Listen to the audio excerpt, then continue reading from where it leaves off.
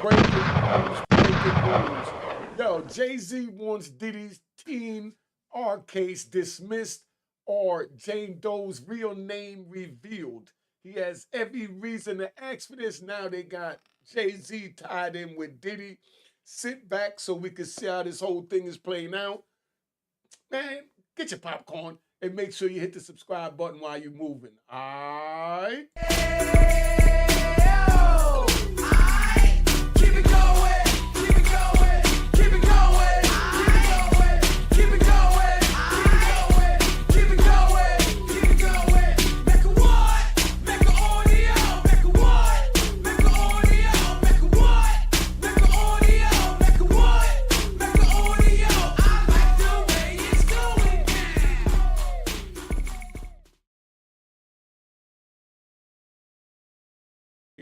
We're in the house. Unique Mecca Audio, we're in the house. Let's get right to this. I'm not feeling good. I just want to give y'all something so y'all can hear. But I just want to give my people something, man. This is where we at with the Jay-Z situation. This morning, rap mogul Jay-Z is denying allegations he sexually assaulted a 13-year-old girl alongside rapper Sean Diddy Combs. That civil lawsuit filed against Combs in October was amended Sunday to include Jay-Z.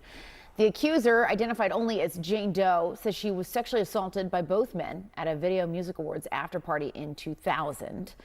In a blistering statement, Jay-Z accuses Jane Doe's attorney of trying to blackmail him. He said further, quote, "These allegations are so heinous in nature that I implore you to file a criminal complaint, not a civil one. Whomever would commit such a crime against a minor should be locked away. Would you not agree?" Now, that's right. Jay-Z went at him proper. But all I'm going to say in this case is be careful what you wish for. Be careful what you ask for. Because these people not playing, Jay. Once they get their sights on you, what I don't understand, and I want y'all to understand, is Tony Busby already said he's going to be working with the federal government. So for Tony Busby to go ahead and put Jay-Z's name out, that means the Fed said it's a green light. We seen Jay in something, allegedly, and we getting ready to make a move on him too. So you shake him up, put him out there, and that's what it is. They tag teaming our moguls and millionaires and entertainers because I don't understand. You know, I don't understand why. Why is it only they're listing when we know that Diddy also had in his parties? But they're only bringing out, but they're gonna have to bring out sooner or later, and then we're gonna see who they choose to bring out. They mentioned Ashton Kutcher and Demi Moore and Bruce Willis, but let's see where they at. Let's see where it go. But let's stop it, y'all. Y'all need to pay attention, you up-and-coming millionaires out there in the music game, entertainment game. He added, "My only heartbreak is for my family. My wife and I will have to sit our children down, one of whom is at the age where her friends will see the press and ask questions about the nature of these claims and explain the cruelty and greed of people." Joining us now, Joey Jackson, CNN legal analyst and criminal defense attorney and former prosecutor. There's a lot to unpack here. Joey, I want to start with just the statement from Jay-Z, which is so forceful in its denial. I just read a teeny part of it. It's long. Where he says that they should file a criminal complaint. Is that even possible at this point? So based on the allegations, Jessica, good morning, good to see you. I think that it certainly could be. Why do I say that? Now, he, of course, is more than annoyed, would be an understatement. Yeah. He has a family and he has a lot to protect, including his brand. But to the extent that he's saying, hey, come after me criminally, that could be likely. Why do I say that?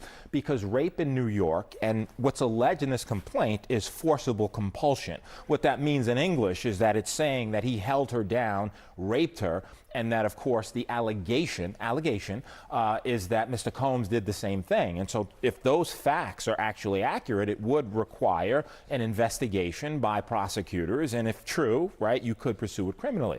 Now, with respect to the evidentiary value, yes, it happened 24 years ago, right, more than 24 years ago. But in the allegations, there's a few things. Number one, there's allegation that another celebrity was present at the time, right, in addition to other people. Number two, there's the claim by the victim, right, that she left, that she went and she was seen by a gas attendant who saw her in distress. Number three, that she phone called her dad, who showed up, the 13-year-old, and now removed her. So civil complaint, simply allegations, need to be proven in a court of law, but if true, it could rise to the level of criminality, and, you know, we'll see what happens, or if the DA looks and investigates. So what happens now? So what happens now is this is simply a civil complaint. And in a civil complaint, it goes through the technical legal process. Now, the distinction, Jessica, between civil and criminal, of course, is that civil is for monetary damages, right? The system can only reward you with money. There's allegations that this 13-year-old is suffering from post-traumatic stress disorder, suffered depression, etc. So now you go to fact-finding, right? Before that, just briefly, there was a demand letter sent. And a demand letter is a letter being sent by a lawyer saying, hey, I don't have to sue you. We can sit, we can mediate it. If we reach an agreement, it never sees the light of day. Jay-Z saying, I don't care about your demand letter. I look at it as blackmail. You want to sue me, sue me. You want to look at it criminally, look at it criminally, but it'll go through the fact-finding process. If a trial is necessary to determine the facts, that's what will happen, but it'll be deemed civil. No indication at this point as to whether or not any criminal investigation will ensue as a result of this. Yeah, and Jay-Z came back incredibly forcefully against these allegations and really singled out that attorney as well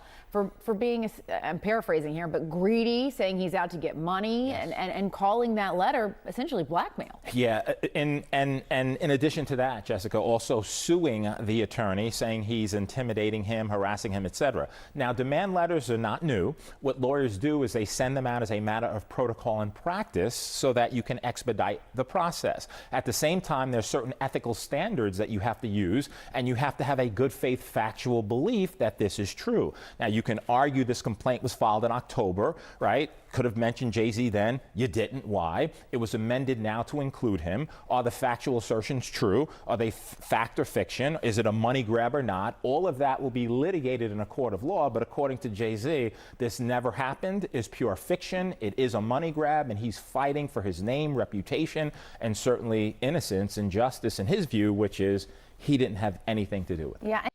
Isn't that the same thing that Diddy said before they dropped the tape from the hotel with Cassie? Let's pray they don't drop nothing on Jay-Z, right? I'm going to break something down to you, but let them finish their commentary. This one's going to be short to the point, because this is real serious, because, yo, we under attack. We under attack. And you touch on point two that I wanted to ask you about, which was that this was an amendment to this already existing lawsuit. What are people to take away from that? The fact that they're coming back and adding to this now with this specific name? Yeah, you know, Jessica, so it depends. That's also common. You could amend lawsuits, right, as a matter of course, and you do, to include certain factual allegations.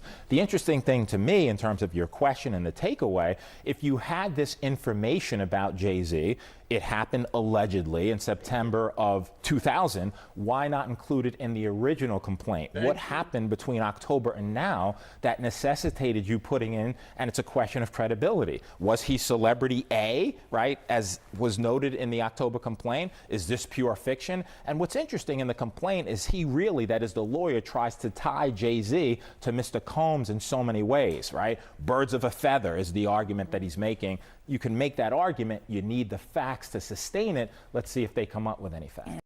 All right, so where I'm going at with this, right? Where we going at with this, let me see. I just want y'all to understand how serious this game is that these people is playing. And y'all think it's a joke. Y'all saying, lock them up, lock them up. But now, if y'all want to run it back, right? Let's take this back a notch. Do you remember when the Honorable Donald Trump was running for president? Jay-Z did something on one of the major platforms, and he talked so nasty about Donald Trump. Like, you know, he said something like, you know, like what America turned to was, you know, how Donald Trump was created, you know, with like when you had the garbage and you got all the slime around, and that's something nasty. I don't even want to repeat. But yo, isn't it a coincidence that now the two biggest supporters of Obama and back in that time, that was so vocal about it, is now being charged for these crimes. Diddy did the joint with Charlemagne, talking about starting the Black National Party. Jay-Z did the joint saying Donald Trump was created from slime around the garbage. Don't agree with that. Let me say that right off the rip. But that's what Jay-Z said. Now Jay-Z finds himself, along with P. Diddy, needing the Honorable Donald Trump. Round of applause to Donald Trump.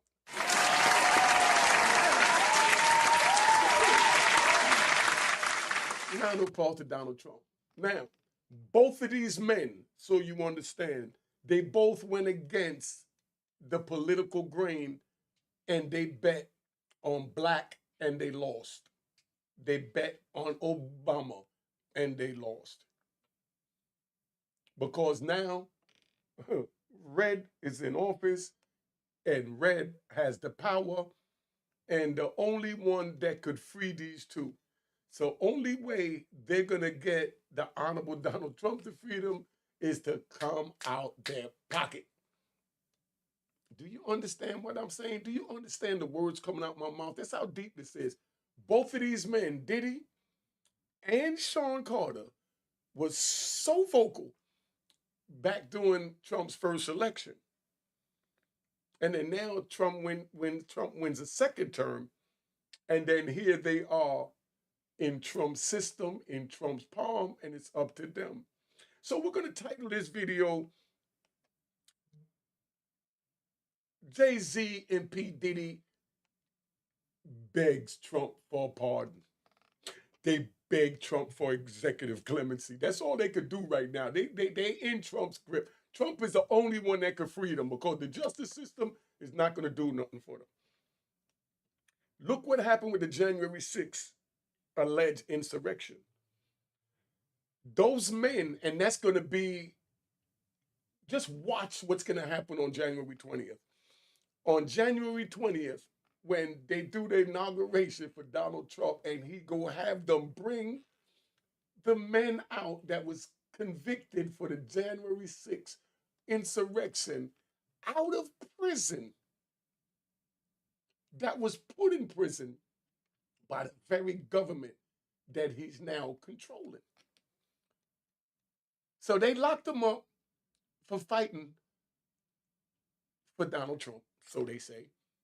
And now Donald Trump is back in office. He's going to let him out, and he's going to stand there with them by his side, his true soldiers. That's loyalty. That's what a lot of y'all need to learn, loyalty. And like they say, pick a side. See, Jay-Z and Diddy, they picked a side. They picked blue. They picked black. And now Red is in the office. Now they need them. And you see, I could go on and on about this because Biden is the one who signed the crack law. He's the one that wrote it, orchestrated it. And then Clinton signed it for the mandatory minimum and all these new death provisions and all this to give us all this time that cost me almost 3 decades in federal prison. And a lot of my comrades that's now coming home. Donald Trump released this with the First Step Act. He put that in place.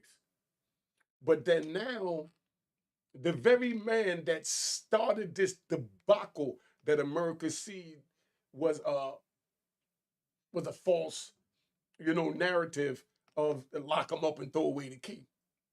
Joe Biden could have freed and continued right where Trump left off. He could have corrected his own mistake. Bill Clinton cried and said that was the worst thing he ever did. I'm a little sick. I feel it coming in, so I'm about to tap out. But yo, let's get up out of here, man. All right. Cheers, cheers, toast the crime, toast the crime, the crime, the crime, the crime.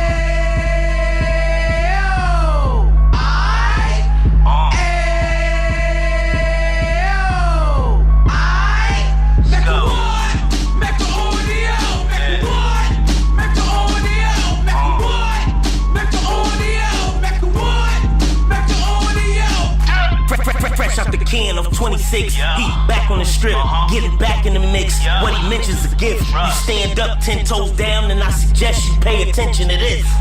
Take a little gully posse and put it in hall. He cut from the bottom, came up from the bottom. Drop the book, you should go and get it. The Instagram page and the YouTube, you could go and visit.